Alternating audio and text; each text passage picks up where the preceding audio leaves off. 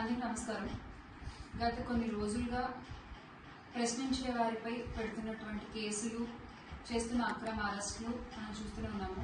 ఈరోజు నేను కేవీఆర్ అన్న కుటుంబ సభ్యుల్ని కలవడానికి రావడం జరిగింది. ఆ రోజున మన అందరం కూడా చూసాము, జర్నలిస్ట్ అలాగే ఇన్ఫ్లుయెన్సర్ నిజాన్ని నిర్భయంగా మాట్లాడుతూ నిజాలను చెప్పేటువంటి ఒక విలువ కలిగిన జర్నలిస్ట్ అయిన కేవీఆర్ అన్నని ఎంత దారుణంగా అర్ధరాత్రి పోలీసులు వచ్చి, ఏపీ పోలీసులు వచ్చి ఈడ్చుకెళ్తూ అడ్డుకున్న కుటుంబ సభ్యుల్ని పక్కకి తోసేసి చిన్న పిల్లలని కూడా చూడకుండా వాళ్ళ ముందే వాళ్ళ నాన్నగారిని అతి కిరాతకంగా లాక్కెళ్తూ అరెస్ట్ చేసినటువంటి ఒక వైనాన్ని రాష్ట్ర ప్రజలు అందరూ కూడా చూశారు. అయితే ఈ రోజున రాష్ట్రంలో ఎన్నో సమస్యలు ఉన్నాయి. ఆడపిల్లలపై జరిగేటువంటి అత్యాచారాలు కావచ్చు, వేటకని వెళ్లి గల్లంత అయిపోయిన మత్స్యకారులు కావచ్చు, ప్రభుత్వాస్తుల్ని ప్రైవేటీకరణ చేయడం కావచ్చు, పరీక్షల్లో జరిగిన అన్యాయాలు కావచ్చు, ఇలా రైతులకి జరుగుతున్నటువంటి అన్యాయాలు కావచ్చు,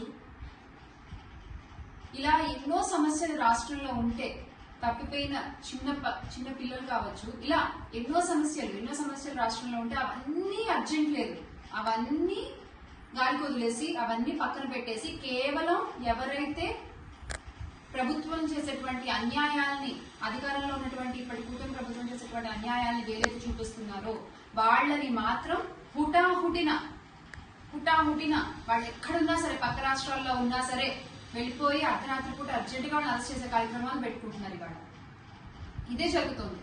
గత కొన్ని రోజులుగా ఎవరైతే నిజాలు మాట్లాడుతున్నారో, అది ప్రతిపక్షం వాళ్ళైనా, ఇన్ఫ్లుయెన్సర్స్ అయినా, జర్నలిస్టులు అయినా, నిజాలు మాట్లాడే వాళ్లపై దాడులు, అన్యాయంగా అక్రమంగా కేసులు, అరెస్టులు ఇది జరుగుతోంది.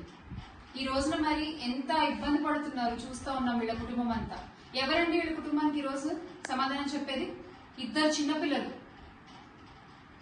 ఆ చిన్న పిల్లలు బయటకు వెళ్ళినప్పుడు మీ నాన్నగారు ఇలా అరెస్ట్ చేశారంట కదా, ఆ పిల్లల్ని అడిగినప్పుడు ఆ పిల్లలు ఎదుర్కొన్నటువంటి ఆ మానసిక క్షోభకు ఎవరు సమాధానం చెప్తారు? మీరు చెప్తారా?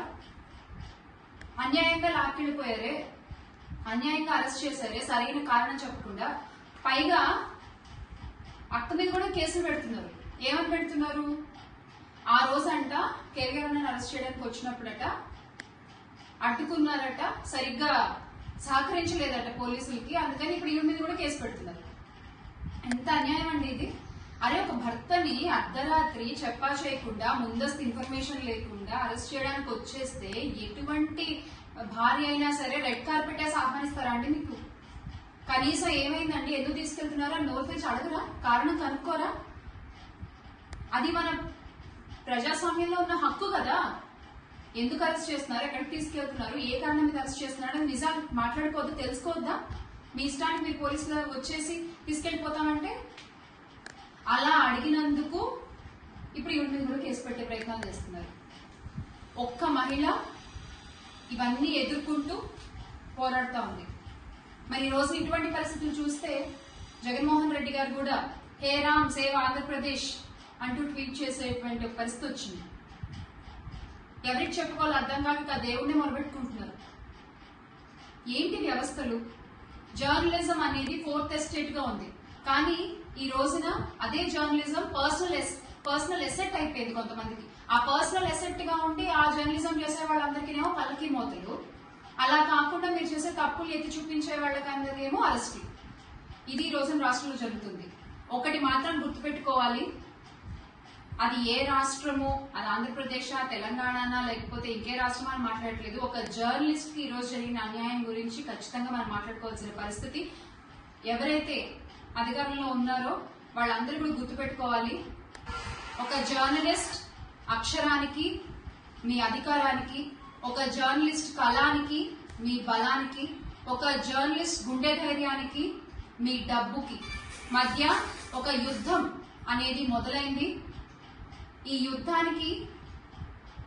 యుద్ధం చివరికి ఆఖరికి చేరేసరికి ఖచ్చితంగా న్యాయమే గెలుస్తుంది, ధర్మమే గెలుస్తుంది అన్న విషయం మీరు గుర్తుపెట్టుకుని వ్యవహరిస్తే మంచిది. ఖచ్చితంగా ఈ విషయం కూడా, కేవీఆర్ గారి అరెస్ట్ కూడా జగన్మోహన్ రెడ్డి గారి దృష్టిలో ఉంది. మీరు ఒక్కళ్ళు కాదమ్మా, న్యాయం వైపు నిలబడి పోరాడే వాళ్ళు ఎప్పుడూ ఒకళ్ళు కాదు. ఆ విషయం ఖచ్చితంగా గుర్తుపెట్టుకోండి. మీరు ధైర్యంగా ఉండండి, సరేనా? అందరం ఉన్నాం.